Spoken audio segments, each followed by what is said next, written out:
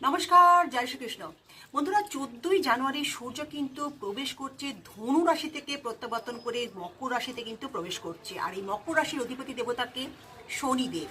আর এই সূর্য ও শনি কিন্তু কি পিতা পুত্র, যদিও পিতা পুত্র কিন্তু সম্পর্ক একেবারেই সুমধুর নয়, কিন্তু এই দিন দুই জনের মধ্যে অর্থাৎ পিতা পুত্রের মধ্যে কিন্তু একটা ব্যালেন্স করছে। তো আমরা কি করব? আমরা করব কয়েকটি রেমেডি, আমাদের নবগ্রহ কিন্তু শান্ত হবে। তো প্রথমেই যেটা বলবো, যাদের ঢাইয়া চলছে মহাদশা অন্তর্দশা সাড়ে সাতি, তারা কিন্তু বেশি বেশি করে কালো তিল গুড় কিন্তু দান করো। এতে কিন্তু তোমার জীবনের যত রকম সাড়ে সাতি মহাদশা এগুলো কিন্তু কেটে যাবে।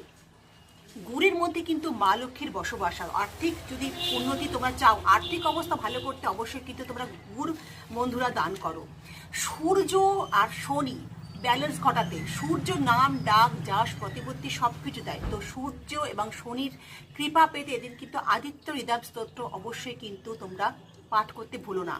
এবং আমি আগেও বলেছি, সূর্যদেবকে জল চড়াও তামার ঘটিতে। তাতে কি রাখবে? একটু জবা ফুল, বাতাসা, কুমকুম, সিঁদুর এসব মিশ্রিত জল কিন্তু তোমরা সূর্যদেবকে অর্পণ করো অবশ্যই।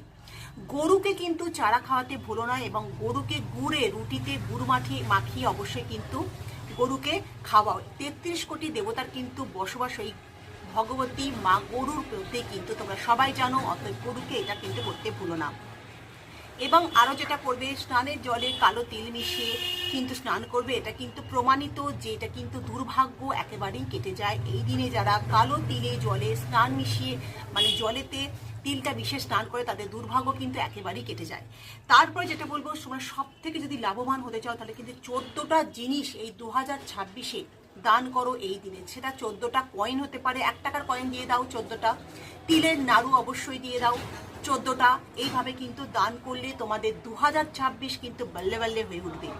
আর যেটা করবে, গরিব মানুষকে তোমরা কি দেবে, তাই তো? গরিব মানুষকে এদিন কিন্তু চাল এবং কালো উড়দ ডালকে মিশিয়ে একটা খিচুড়ি তৈরি করো। সেই খিচুড়ি কিন্তু বেশি বেশি করে দান করো গরিব মানুষকে। এতে কিন্তু তোমার জীবন থেকে যত রকমের দশা চলছে, অন্তর্দশা মহাদশা শনি সাড়ে সাথে ভাইয়া সমস্ত কিছু প্রভাব কেটে গিয়ে শনি কিন্তু দুহাত বলে তোমাকে আশীর্বাদ করবে।